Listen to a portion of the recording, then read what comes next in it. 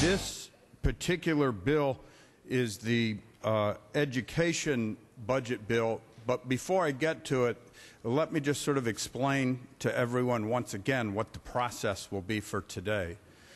We have a mid-year budget package that contains 7 bills, and all 7 bills passed out of our budget committee yesterday. The Senate is in session at the same time right now, so 4 of the 7 bills, we will consider here and send to the Senate.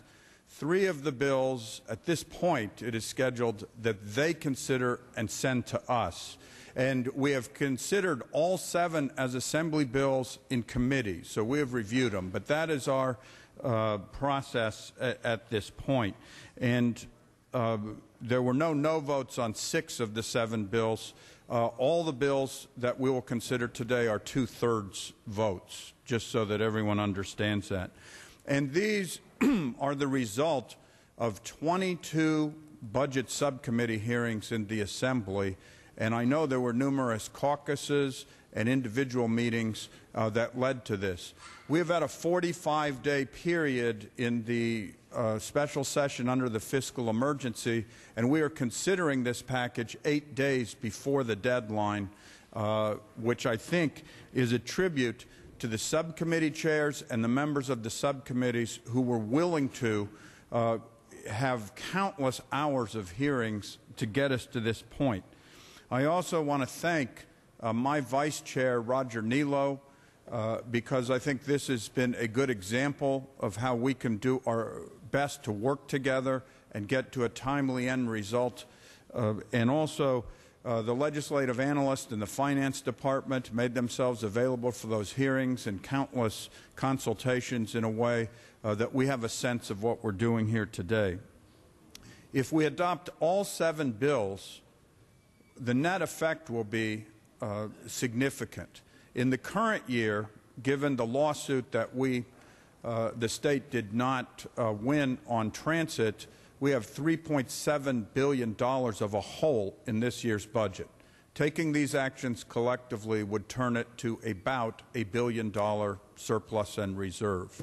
Next year's problem was estimated to be over $14 billion in the general fund gap between expenditures and revenues.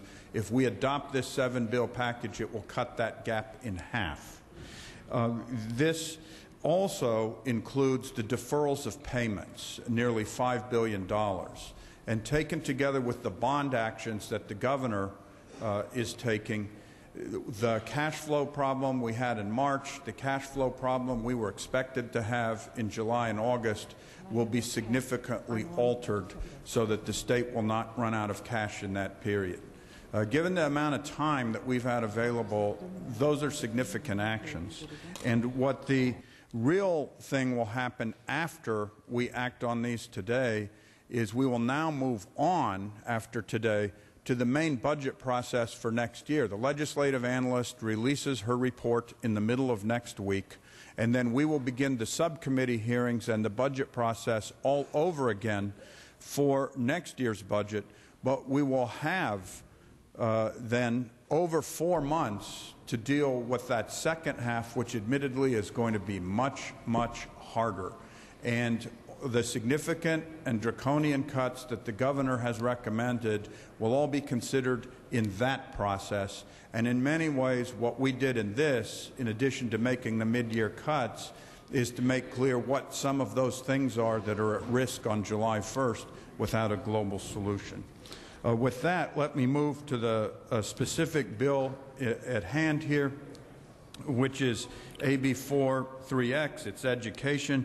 It makes changes to the education budget, provides general fund savings of over $500 million, reappropriating unspent prior year Prop 98 funds, and reduces categorical programs. The goal was to try to deal with this in the mid-year in a way that it didn't affect school districts, cutting them in a way that it took away money that they have already spent. It was our goal to try to keep it away from the classroom and keep it away from that circumstance. The bill also deals with the deference of payments and makes a change to make sure that we adequately fund the Williams lawsuit. With that, I would ask for an aye vote.